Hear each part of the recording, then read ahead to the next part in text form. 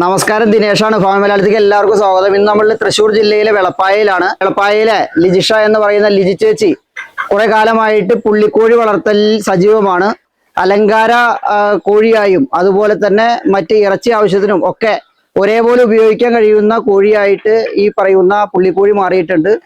പുള്ളിക്കോഴി വളർത്തലിലെ അനുഭവങ്ങളും അറിവും അതുപോലെ തന്നെ എത്രത്തോളം ലാഭകരമാണ് പുള്ളിക്കോഴി വളർത്തൽ ഉൾപ്പെടെയുള്ള കാര്യങ്ങൾ അറിയാൻ വേണ്ടി ഫാമി മലയാളത്തിന്റെ പ്രേക്ഷകരിലേക്ക് എത്തിക്കാൻ വേണ്ടിയാണ് ഇന്നിവിടെ എത്തിയിരിക്കുന്നത്. ലിജി ചേച്ചിയെ നമ്മുടെ വീഡിയോയിലേക്ക് സ്വാഗതം ചെയ്യാം. ഇതുവരെ ഈ ചാനൽ സബ്സ്ക്രൈബ് ചെയ്യാത്ത ആരെങ്കിലും വീഡിയോ കാണുന്നുണ്ടെങ്കിൽ ചാനലൊന്ന് സബ്സ്ക്രൈബ് ചെയ്ത് തൊട്ടപ്പുറത്ത് ബെല്ലൈക്കൺ കൂടി എനേബിൾ ചെയ്ത് കഴിഞ്ഞാൽ നമ്മളിടുന്ന ഏറ്റവും മികച്ച വീഡിയോകൾ നിങ്ങൾക്ക് നോട്ടിഫിക്കേഷൻ ലഭിക്കുന്നതാണ്. ലിജി ചേച്ചി, എത്ര വർഷമായിട്ട് നമ്മൾ ഈ പുള്ളിക്കോഴി വളർത്തലുണ്ട് അല്ലെങ്കിൽ കോഴി വളർത്തലുണ്ട്? പുള്ളിക്കോഴി വളർത്തല് ഇപ്പൊ ഏകദേശം ഒരു 3 വർഷം 4 വർഷമായിട്ടുള്ളൂ. കോഴി വളർത്തലിന്റെ ഫീൽഡിലേക്ക് വന്നിട്ട് ഞാൻ ഒരു 10-16-17 വർഷമായിട്ട് ഉണ്ട്. കോഴി വളർത്തലുണ്ട് അല്ലേ? ഈ പുള്ളിക്കോഴി അധികം അങ്ങനെ കണ്ടുവരാത്തതാണ് നമ്മുടെ നാട്ടിൽ പ്രത്യേകിച്ച്. അതെ അതെ. ഈ പറയുന്ന പുള്ളിക്കോഴി വളർത്താം എന്ന് തീരുമാനിക്കേണ്ട കാരണം എന്താ? നമ്മള് യൂട്യൂബിലും അങ്ങനെയൊക്കെ വീഡിയോസുകൾ ഓരോരുത്തർ വളർത്തുന്നത് കണ്ടിട്ട് അതിനോട് അങ്ങനെ ഒരു ക്രൈസ് തോന്നിയിട്ടാണ് മറ്റുള്ളതെല്ലാം ഒഴിവാക്കിയിട്ട് ഈ ഒരു ഇതിലേക്ക് വന്നത്. ആദ്യം കേട്ടപ്പോ ഏതായിരുന്നു കോഴി ഉണ്ടായിരുന്നത്? ആദ്യം മുട്ടക്കോഴികളായിരുന്നു, പിന്നെ ഗ്രാമശ്രീയുടെ പൂവന്മാരുണ്ടായിരുന്നു. പൂവന്മാരെ വളർത്തിയിട്ട് കലശത്തിന് കൊടുക്കണ അങ്ങനെ അതായിരുന്നു. പിന്നെ കുറെ കാലം ഫയോമി അതുണ്ടായിരുന്നു. പിന്നെ താറാവ്, ഫ്ലൈൻ ഡക്ക് അങ്ങനെയൊക്കെ ഉണ്ടായിരുന്നു. പിന്നെ ഇത് പുള്ളിക്കോഴികളെ കണ്ടപ്പോ പിന്നെ അങ്ങനെ ആ ഒരു വേണം തോന്നിയപ്പോ പിന്നെ ശരി. ചേച്ചി, അപ്പൊ ഇത് ശരിക്കും പുള്ളിക്കോഴി എന്ന് പറയുമ്പോഴേ ഇത് കാണാൻ നല്ല ഭംഗിയുണ്ട്. അപ്പൊ അത് ഈ ശരിക്കും അലങ്കാര കോഴികളിൽ പെടുന്നത്? അലങ്കാര കോഴികളായിട്ട് വളർത്താം, നമുക്ക് ഇറച്ചിക്കായിട്ടും വളർത്താം. പക്ഷെ ഇവർക്ക് മറ്റു കോഴികളെ വെച്ച് നോക്കുമ്പോ റേറ്റ് കൂടുതലാണ്. അപ്പോ എല്ലാ വിലയും മോഹവിലയാണ്.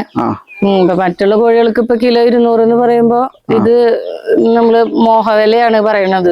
ഇതിന് കിലോയ്ക്ക് ഇത്ര രൂപ എന്ന് നമുക്ക് പറയാൻ കഴിയില്ല അല്ലെ? അങ്ങനെ പറയാൻ കഴിയില്ല. ഓക്കെ, അത് ഓരോരുത്തരുടെ താല്പര്യത്തിനനുസരിച്ച് കോഴിയുടെ ഭംഗിക്ക് അനുസരിച്ചിട്ടും വില മാറാം. ഏകദേശം തുടക്കവും ഒടുക്കവും പറയാൻ കഴിയുമോ? ഇത്ര രൂപ മുതൽ കുഞ്ഞുങ്ങള് ഇപ്പൊ 100 രൂപയായിട്ടാണ് ഞാൻ ഇതിന്റെ സ്റ്റാർട്ടിങ്ങിൽ വാങ്ങിയത് 3 വർഷം മുമ്പ് അന്ന്. നമ്മള് ഈ 3 വർഷം മുമ്പ് കുട്ടികളെ നമ്മൾ എവിടെ നിന്ന് വാങ്ങിയത്? നമ്മള് മലപ്പുറത്ത് നിന്നാണ് വാങ്ങിച്ചത്. മലപ്പുറത്ത് എത്ര കുട്ടികളെ വാങ്ങിയിട്ട് നമ്മൾ തുടങ്ങിയ? നമ്മള് ഒരു 50 കുട്ടികളെ വാങ്ങിച്ചിട്ടാണ് സ്റ്റാർട്ട് ചെയ്തത്, തുടങ്ങിയത് അല്ലേ? പിന്നെ അതിൽ നിന്ന് പിന്നെ കൊണ്ടുവന്ന് അതിന്റെ പാരന്റ്സ് പിന്നെ ഇവിടെ മുട്ടയിട്ട് അവര് വിരിഞ്ഞ് അങ്ങനെ ഉണ്ടായ കുട്ടികളാണ് ഇപ്പൊ ഈ കാണുന്നവരെല്ലാരും. നമ്മള് ഇവർക്ക് കൊടുക്കുന്ന തീറ്റകൾ എന്തൊക്കെയാ പ്രധാനമായും? ഇവർക്ക് മെയിനായിട്ട് നമ്മൾ കൊടുക്കുന്നത് ഗോതമ്പ് തന്നെയാണ് കൊടുക്കുന്നത്. വേറെ ഗോതമ്പ് ഇനിയിപ്പോ കിട്ടാനില്ല, നമുക്ക് ഇല്ലാന്നുണ്ടെങ്കിൽ മാത്രമാണ് നമ്മളിവിടെ അടുത്ത് ഈ കോഴികളുടെ തീറ്റ ഉണ്ടാക്കണ ഒരു സ്ഥലമുണ്ട്, അവണൂര്. അപ്പൊ അവിടെ നിന്നാണ് ഇവർക്കുള്ള തീറ്റ എടുക്കുന്നത്. അതല്ലാതെ വേറെ നമ്മൾ കടകളിൽ നിന്ന് വാങ്ങിക്കുന്ന തീറ്റകളോ മുട്ടത്തീറ്റകളോ അങ്ങനത്തെ സാധനങ്ങളൊന്നും കൊടുക്കണില്ല. പിന്നെ ചെറിയ കുട്ടികൾക്ക് സ്റ്റാർട്ടർ കുറച്ചുനാൾ വാങ്ങിക്കൊടുക്കും. അത് കഴിഞ്ഞാൽ പിന്നെ അവരെ പുറത്തേക്ക് വിടാറാവുമ്പോ പുറത്തേക്ക് തുറന്നു വിടും. പിന്നെ അവര് പിന്നെ ഇതിന്റെ ഉള്ളിൽ തന്നെ നടക്കണം. ഇവിടുന്ന് പിന്നെ അങ്ങോട്ട് പുറത്തേക്കൊന്നും പോവില്ല. എത്ര സെന്റ് സ്ഥലം നമുക്ക്? ഇത് 13 സെന്റ്. 13 സെന്റില് ഒരു 5-6 സെന്റ് സ്ഥലം ഇതിനു വേണ്ടി മാറ്റി അല്ലേ? കോഴിയും 4 നായകളുണ്ട്. ആടുകളുണ്ടായിരുന്നു, അവരൊക്കെ കൊടുത്തു. ഓക്കെ. പ്രധാനമായിട്ട് ഈ കോഴി കർഷകർ പറയുന്നത്, നാടൻ കോഴിയായാലും മറ്റു കർഷകരൊക്കെ പറയുന്നത് ഇവർക്ക് അസുഖം വന്നു കഴിഞ്ഞാൽ എല്ലാം കൂടി ഒരുമിച്ച് ചത്തുപോകും എന്നൊക്കെ പറയുന്നുണ്ട്. അസുഖം വന്നു കഴിഞ്ഞാൽ അസുഖം കണ്ടു കഴിഞ്ഞാൽ നമ്മൾ അപ്പൊ തന്നെ അവരെ പിടിച്ച് മാറ്റിയിടുക.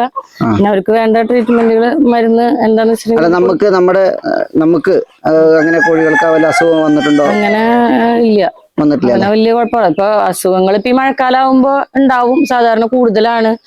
അപ്പോ ചെറിയ തൂങ്ങലോ കാര്യങ്ങളൊക്കെ ഉണ്ടെങ്കിൽ നമ്മൾ കാണുമ്പോ അപ്പൊ തന്നെ മാറ്റിയിട്ട് അവർക്ക് വേണ്ട മരുന്നുകള് കാര്യങ്ങൾ, ആന്റിബയോട്ടിക് അങ്ങനെ വല്ലതും ഉണ്ടെങ്കിൽ ഞാൻ അതാണ് കൊടുക്കാറ്. പച്ചമരുന്നുകൾ കൊടുക്കുന്ന ആളുകളും ഉണ്ട്. അങ്ങനെ കുറവാണ് പൊതുവെ. ഇപ്പൊ ഇവിടെ നോക്കുമ്പോ തന്നെ കാണാലോ. ഈ പുള്ളിക്കോഴി വളർത്താൻ വേണ്ടിട്ടേ കുറെ അധികം സ്ഥലം വേണോ, അല്ലെങ്കിൽ ഫുൾ ടൈം ഒരാൾ നോക്കാൻ ഉണ്ടാവണം, അങ്ങനെയൊക്കെ ഉണ്ടോ? അതായത് പ്രത്യേകമായി പരിചരണം ഉണ്ടാവണം, അങ്ങനെയൊക്കെ ഉണ്ടോ?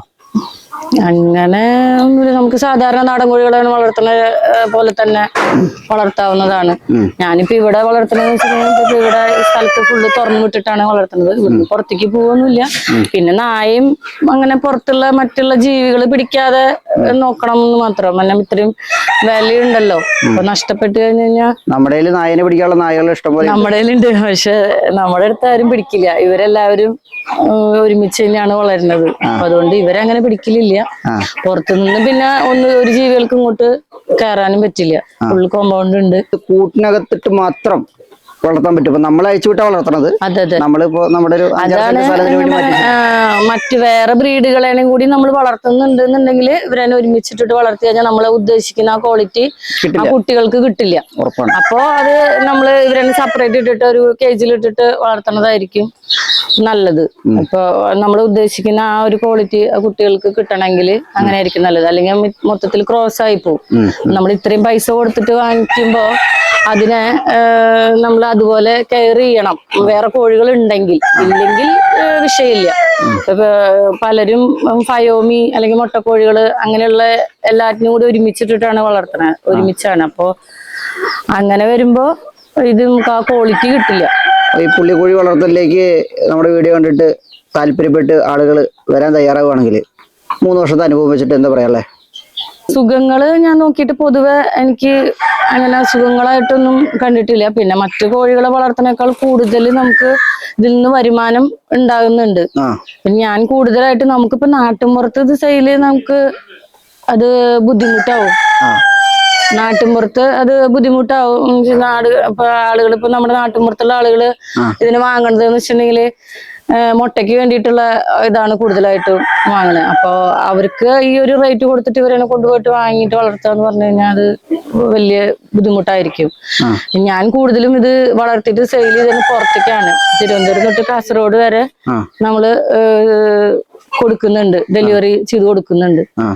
അപ്പോ അങ്ങനെയാണ് വാങ്ങിക്കാൻ എനിക്ക് കൂടുതൽ ആൾക്കാരുള്ളത്. ഇവിടെ പുറത്തുനിന്ന് വരുന്നവർ ഇപ്പൊ ഇത്ര റേറ്റ് പറഞ്ഞു കഴിഞ്ഞാല് നമുക്കത് ആളുകൾക്കത് സാധാരണക്കാർക്കത് അവർക്ക് അത് എന്താന്നുള്ളത് അറിയാത്തത് കൊണ്ടായിരിക്കും ബുദ്ധിമുട്ടാണ് പറയണത്. ഇപ്പൊ ഒരു 2 മുട്ടയ്ക്ക് വേണ്ടിയിട്ട് ഇവരെ കൊണ്ടുപോയി വളർത്തുക എന്ന് പറഞ്ഞു കഴിഞ്ഞാൽ ഇത് കൂടുതലായിട്ട് ബ്രീഡിങ് എന്നുള്ള നിലയിൽ ആണ് ഇതിന് മെയിൻ ആയിട്ട്. ബ്രീഡ് ചെയ്യിക്കുക, കുട്ടികളെ വിരിച്ച് അവരെ സെയിൽ ചെയ്യുക എന്നുള്ള രീതിയിലാണെങ്കിൽ മാത്രമാണ് ഇത്രയും റേറ്റിൽ നമുക്ക് ഇതിനെ വാങ്ങിയിട്ട് നമുക്ക് വാങ്ങണതിന് മുതലാവുള്ളൂ.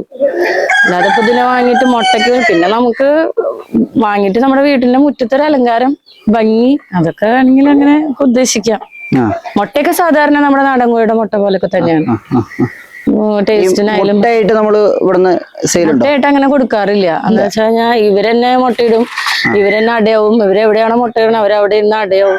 അപ്പൊ നമ്മൾ കുറച്ച് കഴിയുമ്പോ കുറച്ച് ദിവസം കഴിയുമ്പോ അവരെ പിടിച്ച് എടുത്തു വെക്കും. അങ്ങനെയൊക്കെയാണ് പതിവ്. അല്ല, ഇതെന്താ വെച്ചാലേ ഇപ്പൊ ഈ പുള്ളിക്കോഴിയുടെ പെടയും നാടൻ കോഴിയുടെ ചേവലും ക്രോസ് ആയി കഴിഞ്ഞാലുള്ള പ്രയാസം എന്ന് പറഞ്ഞാൽ അത് രണ്ടുമില്ലാത്ത കുട്ടികൾ ഉണ്ടാവില്ല.